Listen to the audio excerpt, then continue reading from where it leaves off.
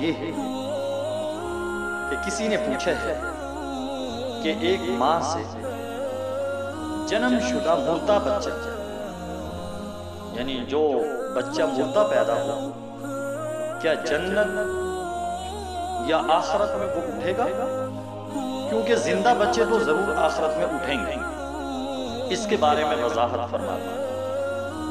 تو اس کا جواب یاد رکھیں کہ جو بچہ مردہ پیدا ہوا وہ بھی قیامت کے دن اٹھایا جائے گا، اور وہ بچہ اپنے والدین کی شفاعت کرے گا، سفارش کرے گا اللہ تبارک و تعالیٰ کے سامنے۔